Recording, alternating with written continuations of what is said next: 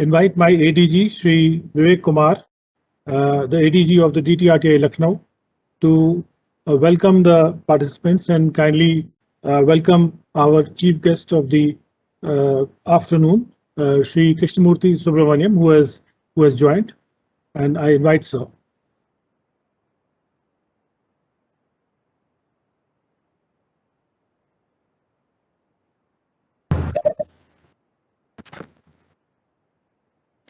Thank you, Arvind Mishra, sir. A warm welcome to Dr. Subramanian to this August gathering. I am honored to welcome Dr. K. Subramaniam on behalf of the Central Board of Directors.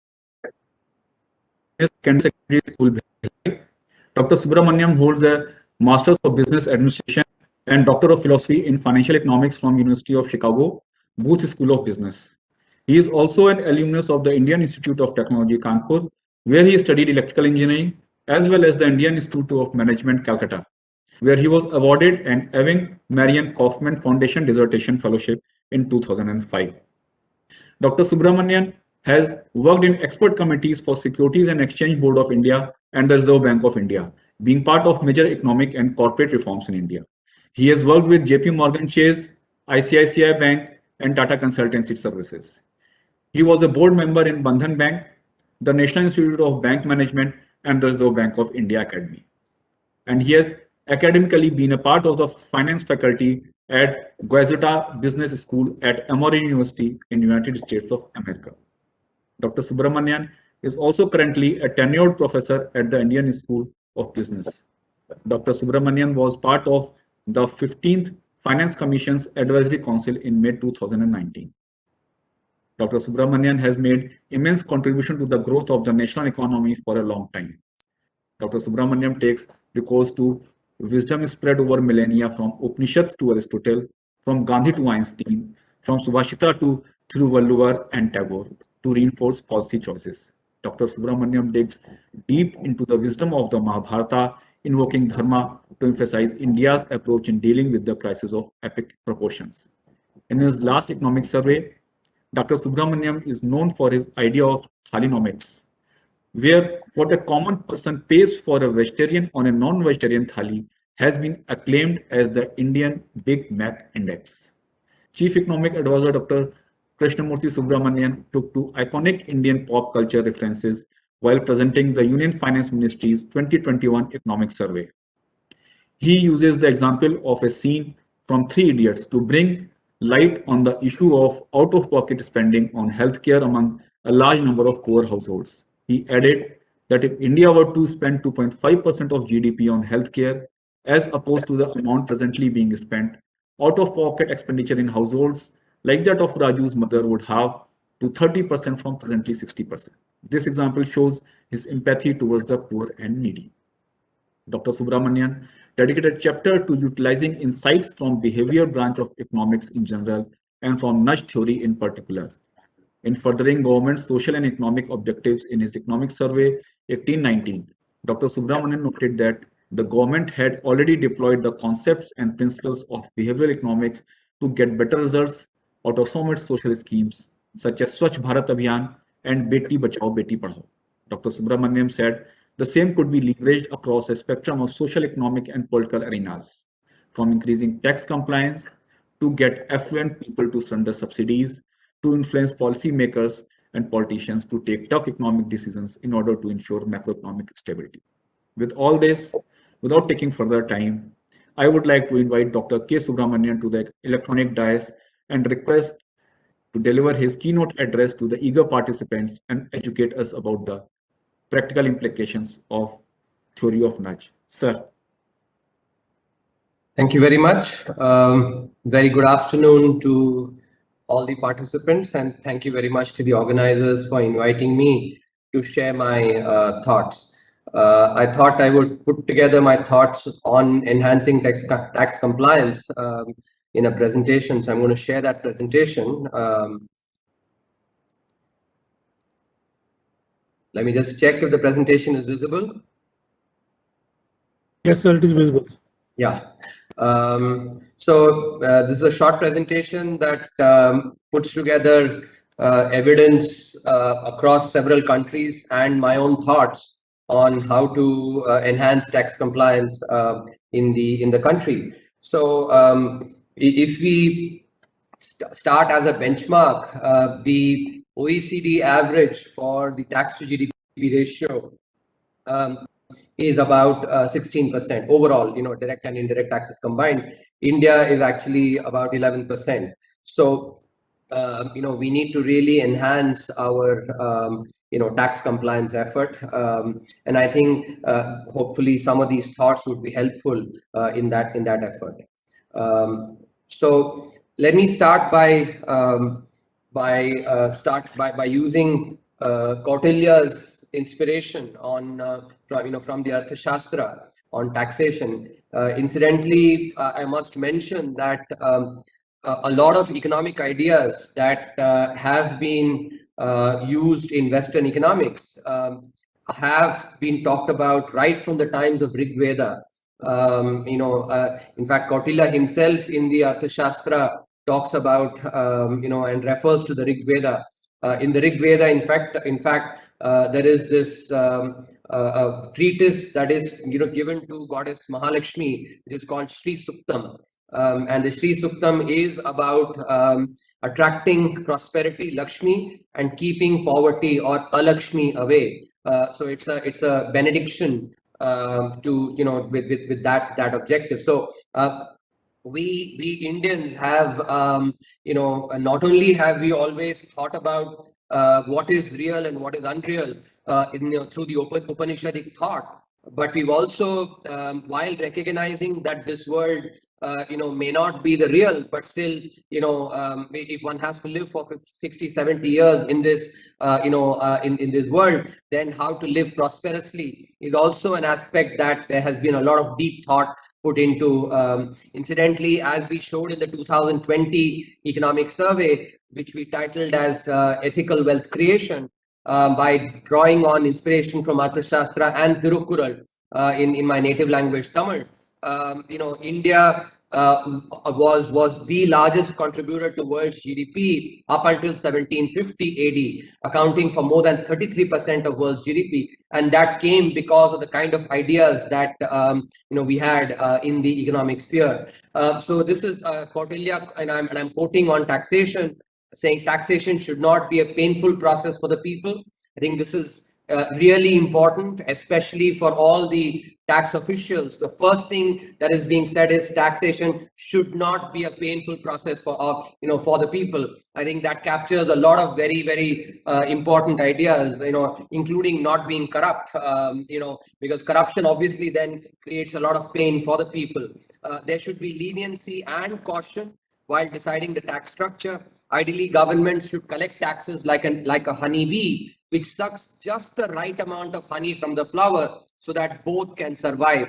I think this is such a beautifully put idea that, the way the honeybee sucks just the right amount of honey, but leaves enough so that the flower can survive, that's the idea that Kautilya had on taxation. And taxes should be collected in small and not in large proportions. And actually, over the last 2.5 years, you would have seen that India has actually taken important steps in this direction, both on ensuring taxation is not a painful process for the people, all the use of technology that has come about in the last last couple of years, the taxpayers charter, ensuring that it's these investigations are all conducted in a transparent manner, use of technology. I think those are efforts that have been taken in fulfilling the first objective. As well, the tax rate cuts, both for corporates and for individuals, have actually been in the direction of implementing the other two ideas of basically government collecting taxes like a honeybee and therefore being in small, not in large proportions. So with that overarching idea, let me actually lay out some very specific suggestions for areas in which the tax department and participants here can think about. There are in this effort to enhance tax revenues, we have to use technology and we have to use nudge. We have to support data-driven tax policy formulation. I think I cannot emphasize this enough.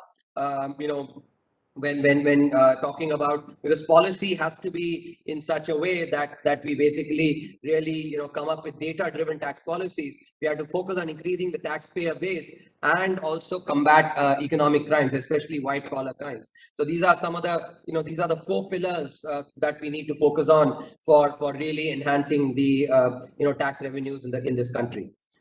So let me talk about first technology and overall analytics in widening the tax net and in combining in combating economic crimes. So if we think about the there are basically 2 key aspects to to ensuring that economic crimes are lowered. One is basically the motivation to commit fraud, and second is the risk of detection. Both have to be focused on.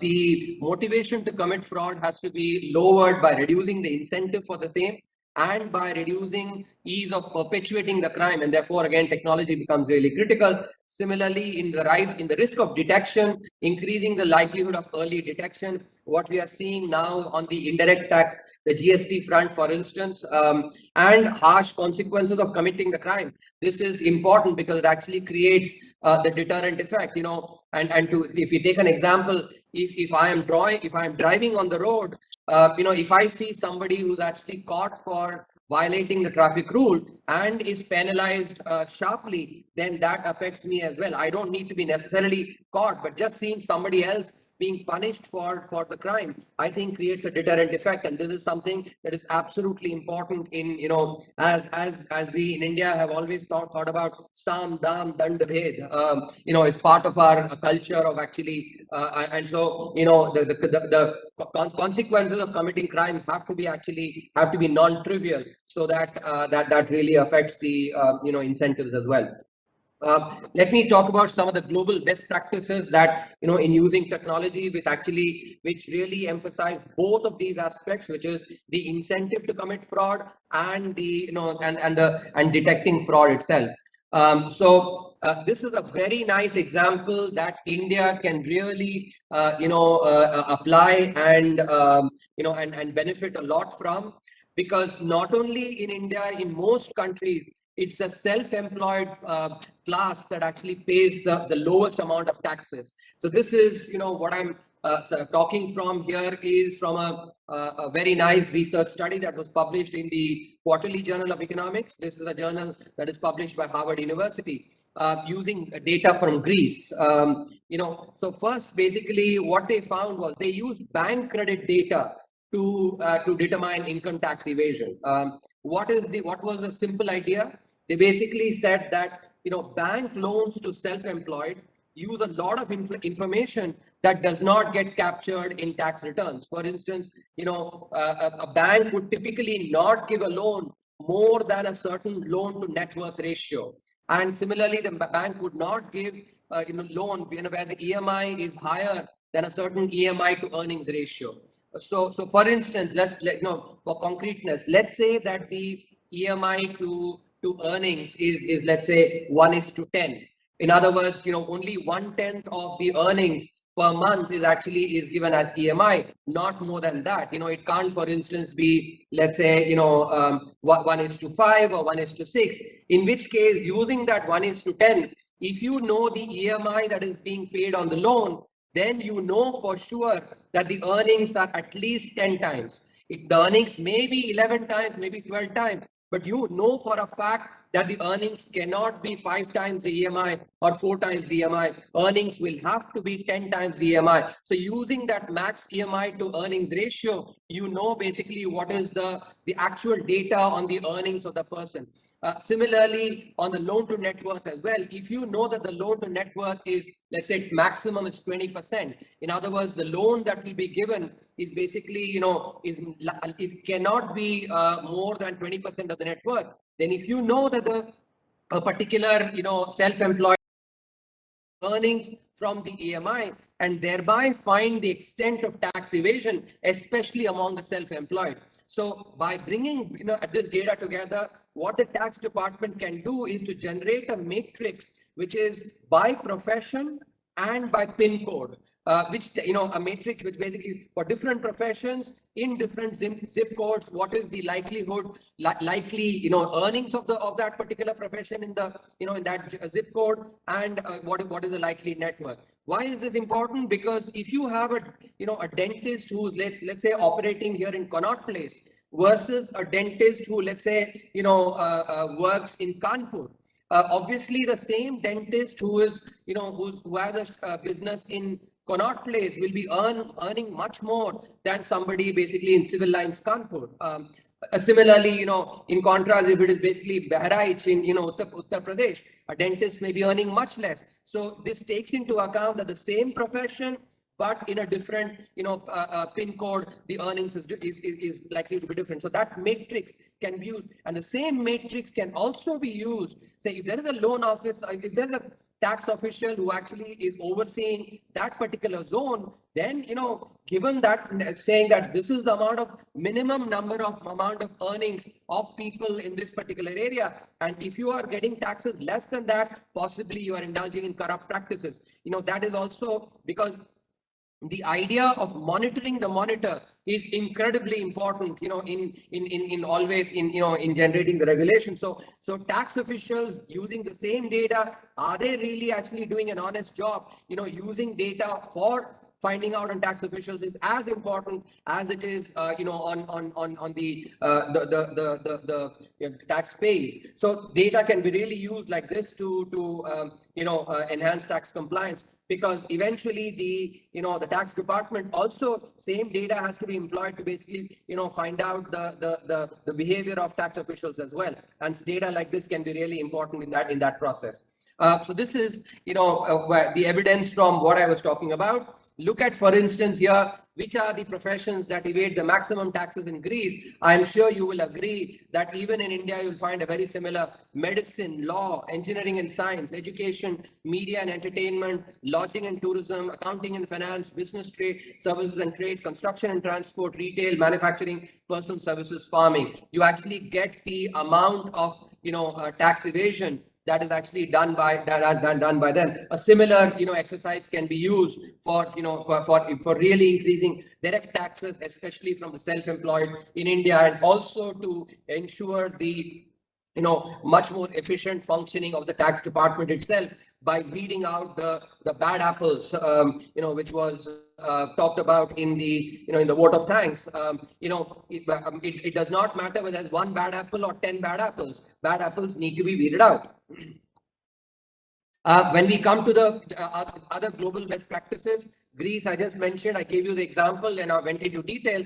I don't, in the interest of time, I'm not going to go into details for other projects like this, but I'll just give out, the kind of work that is being done. India has already implemented some of these, but I think there are still many other ideas that can be done, can be implemented. United Kingdom actually implemented this Project Connect, which was social network analysis, and sort of data mining using that. So they used almost 60 crore compliance documents, about 23 billion lines of data, and euro 3 billion additional revenue that they've gotten since 2010. That's a 50% increase in the revenue. Can you imagine actually a 50% increase in our direct taxes? I think that's the kind of potential there is for India in implementing some of these.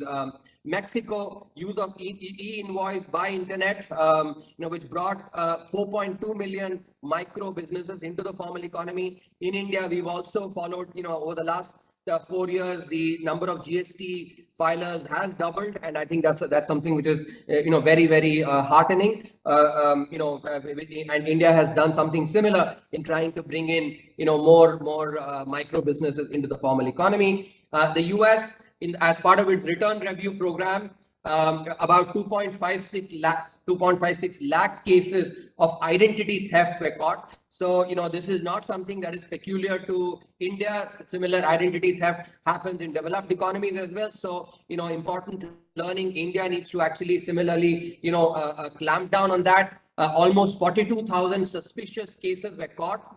revenue impact was $2.11 billion, about a 44% enhancement in revenue in 2015 from this program that they launched. Sweden, they had a compulsory registration of sales in a cash register connected to a fiscal control unit, which increased their taxes by at least 0.3 billion per annum. That's a large sum for a country like Sweden. Hungary, deployed electronic cash registers and increased their VAT revenue by 15% in the sectors where this was implemented. Belgium, had a legislation for certified cash registers in the hospitality sector, and sales turnover on meals that were reported increased by 8% in restaurants in 1 year. And this is something that these are many examples like this which can be really employed. In terms of specific ideas on the indirect taxes, I think invoice level matching is we're already in the process, needs to be expanded to more, more sections of the of the GST population. Linking the e-way bill to liability, I think that is also being done now. Analytics using artificial intelligence and machine learning is being done. More can certainly be done, and network detection. In the indirect taxes, many of these ideas are already being implemented, but there's certainly more that can be done. On direct taxes, transaction data aggregated from various entities, especially banks, as I said, but banks at a granular level is focused on self-employed people, and travel agencies as well, brokers, especially focusing on self-employed. If there's one area that the tax department can really focus on, in terms of using ABC analysis, it will be the self-employed, and gather a lot more data on them, come up with a database of expected revenue, from, or expected profits, basically from the, at a profession by pin code level, which will really help. The US system of schedules is something that is being implemented, but I think more can certainly be done here. One key aspect that I want to focus on, which is really the critical to clamping down on tax evasion, is related party transactions. There's a widespread use of related party transactions in tax evasion, money laundering, and willful default. The three of them are connected.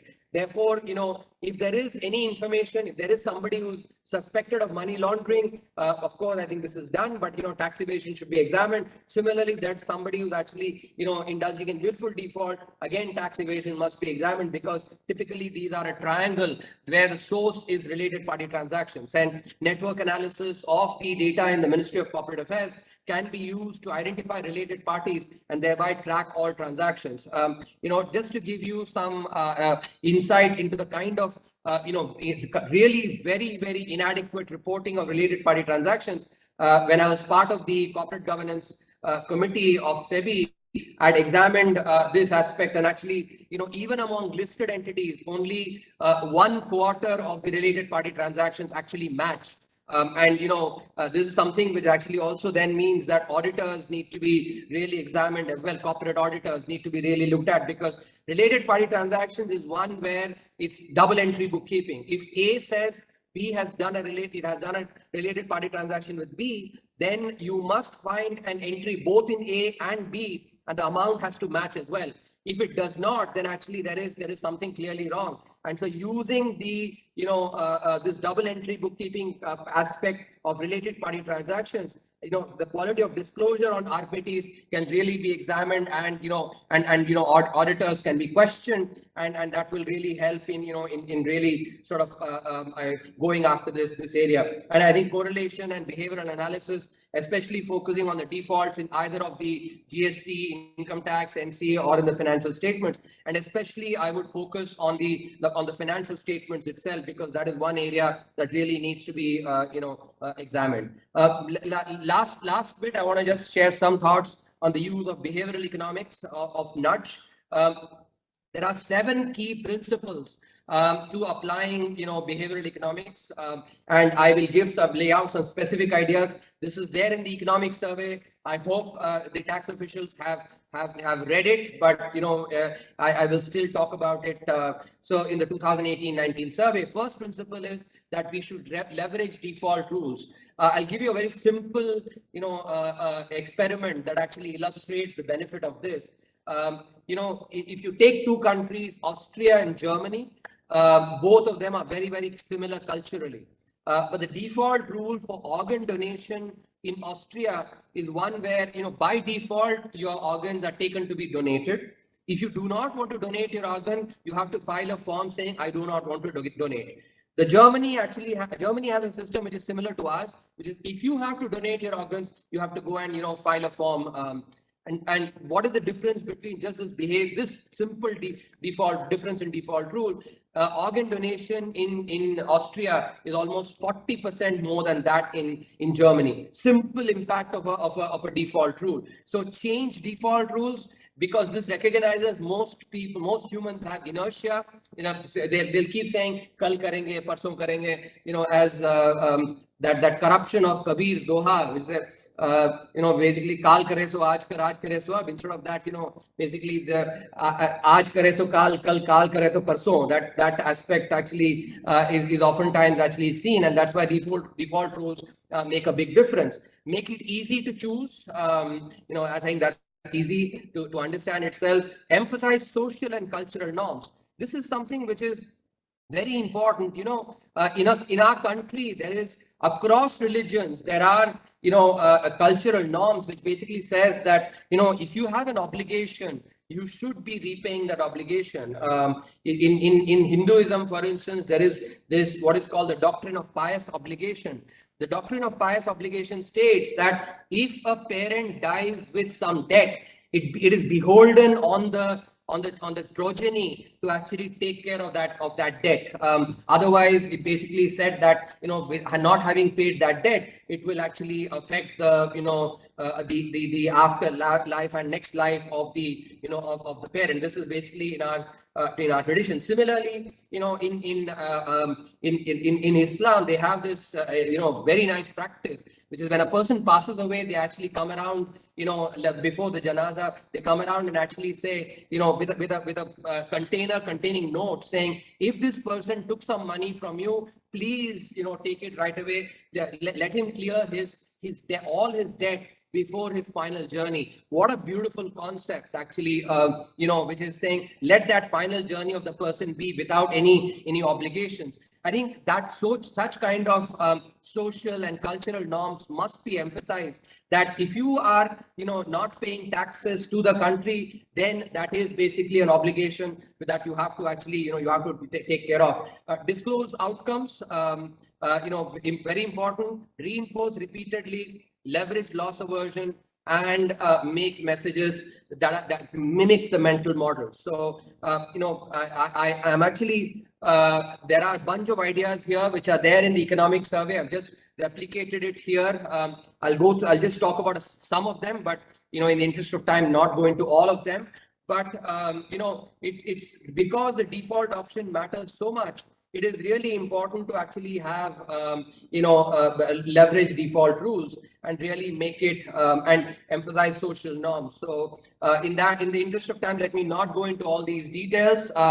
But let me really let me conclude now that India needs to move to a high revenue equilibrium to become a $10 trillion economy by 2032. India is among the leaders in developing the architecture sharing data across platforms, and this can be done without violating ownership or privacy concerns. And technology, especially artificial intelligence and machine learning, can be really used across shared databases. They can be especially effective in enhancing revenues, and the principles of the behavioral economics of nudge can really be used in enhancing tax evasion and really increasing tax compliance.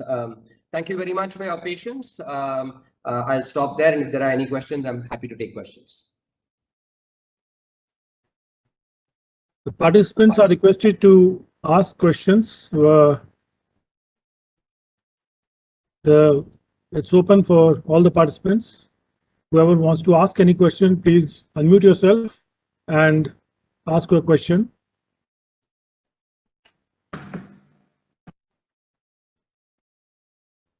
Sir, thank you, sir, for very precious insights. Sir, in your last slides, you said that we are likely to be a $10 trillion economy by 2032. So, any 3-4 things which you consider as most important to achieve that kind of target, sir?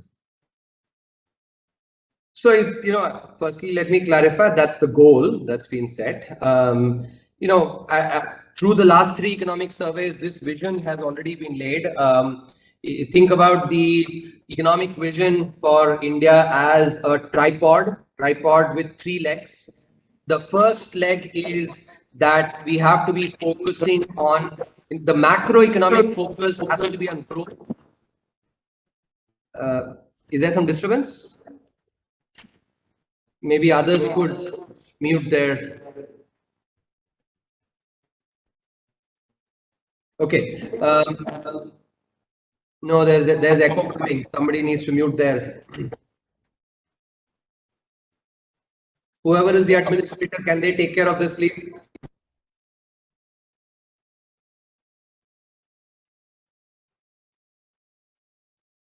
Okay. Yeah, that's good now. So as I was saying, the economic vision for India to become, for economic development, think about it as a tripod with 3 legs. The first leg is just objectives. What should as the first Nobel laureate in economics actually said, if you don't have correct objectives, you will not be able to achieve, and conflict of objectives is something that always leads to conflicting policies as well.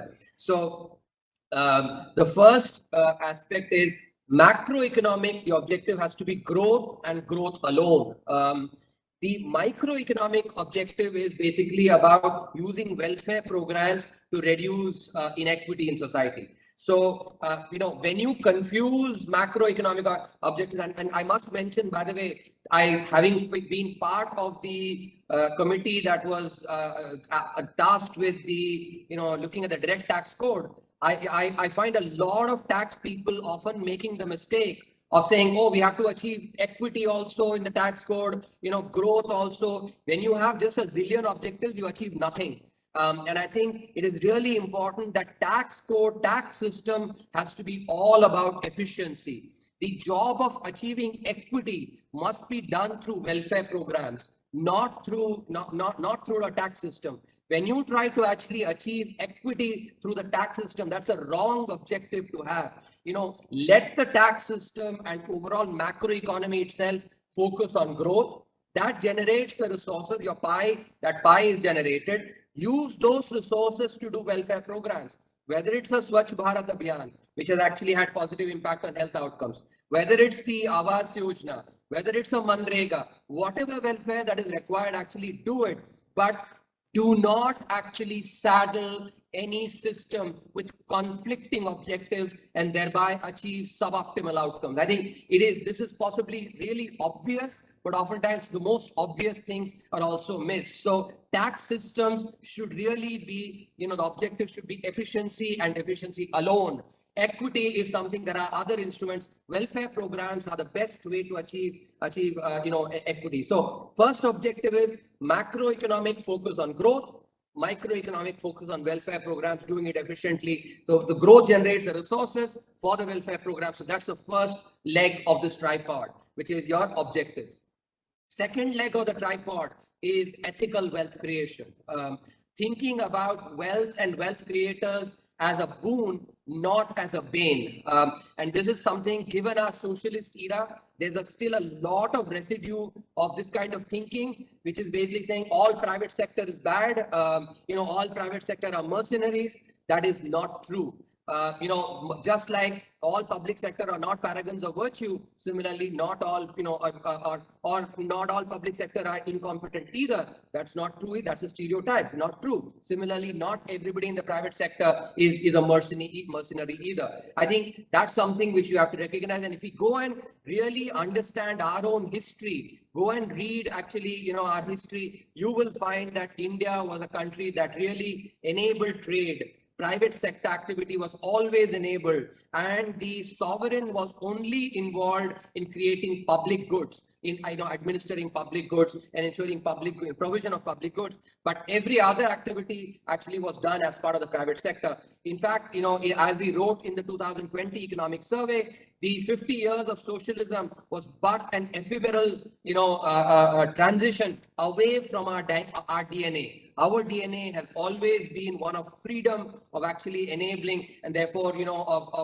enabling the private sector, not shackling economic activities by putting these, to that license permit Raj regime. So that's the second key idea, of wealth creation, but ethical wealth creation, not, that wealth creation through any means. That's the second, and therefore recognizing the role of the private sector. And finally, the final part is a virtuous cycle starting from private investment. So encourage private investment. Policies have to be such that private investment is enabled, and through that job creation, which create jobs, when jobs are created, money comes in the hands of people, that leads to consumption, and then consumption actually then feeds to, more investment. If you think about it, and this is something many times people think about, say, oh, the tax policy is favoring a corporate, or what we have to recognize is jobs. Finally, jobs are provided either by corporates or by self-employed individuals. That's where jobs come from. So, we have to be really careful in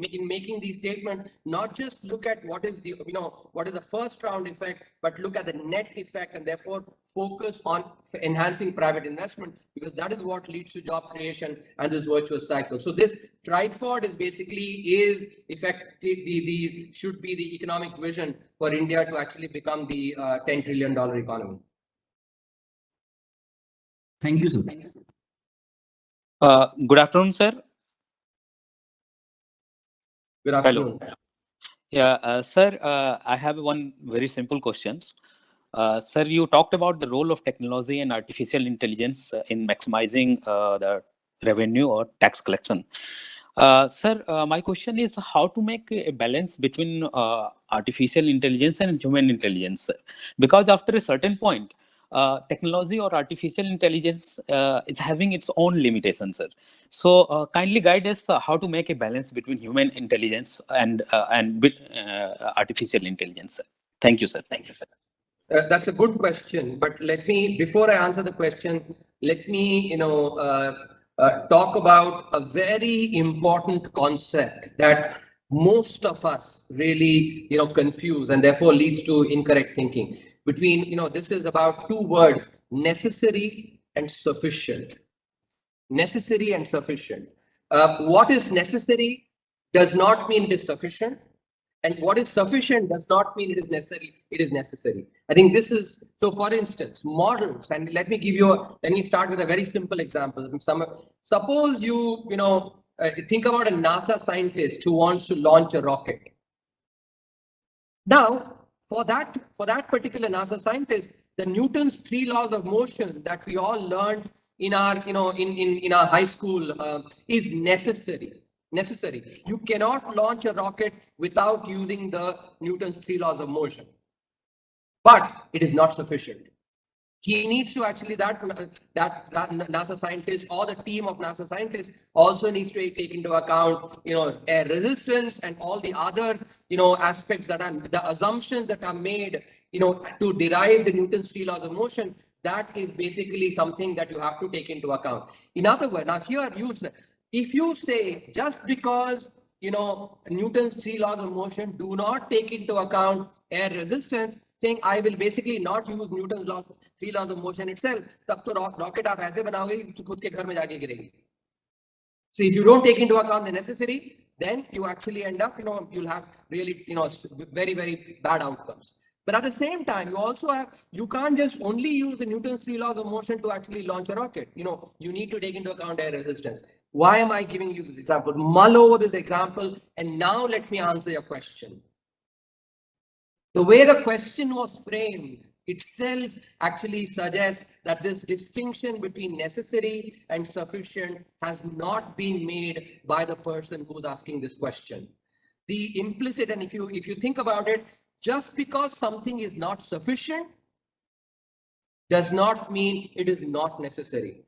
Underlying that question is possibly a presumption that because it is not sufficient, let me just throw it. throw the baby with the bathwater. ये AI sufficient नहीं है, सिर्फ human करते हैं, human intelligence करते हैं, ये सब बेकार है. Bad thinking. Why? Because something is not sufficient does not mean it is not necessary. So artificial intelligence and human intelligence are both necessary. No, but by themselves, just on their own, they may not be sufficient. When you combine them together, they can become sufficient. I think this distinction is very, very important. I'll state it again. Use the example of, and not just here, use in other places as well. I oftentimes see a lot of, incorrect things like, assumptions, presumptions being made like these statements, which is actually reflective of bad thinking, which I want to actually ensure that doesn't happen. So make this distinction between necessary and sufficient. And remember this example of a NASA scientist launching a rocket. Newton's laws of motion are necessary, but not sufficient. You need the sufficiency condition, air resistance, etc. Similarly, human intelligence is necessary, but not sufficient. Artificial intelligence is also necessary, but not sufficient. But two of them together, artificial intelligence and human intelligence together, can be sufficient. That is the right way to think about it. If you think carefully in this manner, a lot of presumptuous statements like these, especially if you make the distinction between necessary and sufficient, will not come. Thank you, sir. Mr. Harish Kumar.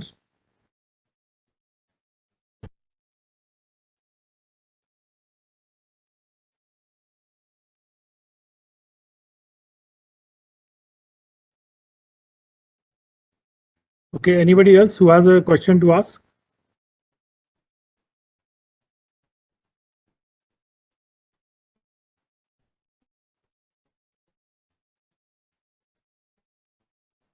Okay, sir, on the behalf of other participants who have indicated to me, could you throw some light on the efficacy of having a voluntary tax payment system?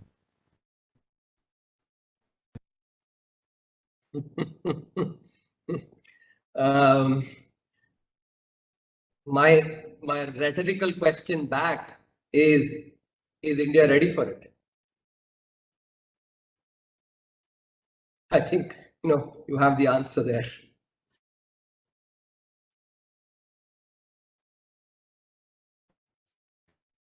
Okay, sir, we presume that we need to do a lot to reach a stage where we can have a voluntary tax system. Any other person who has a question to ask?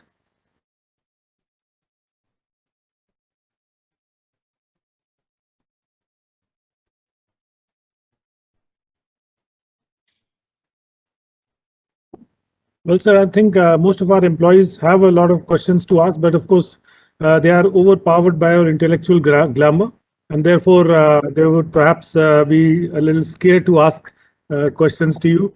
But in future, we'll try to get the questions and pass on to you so that you can get us some answers to them, sir.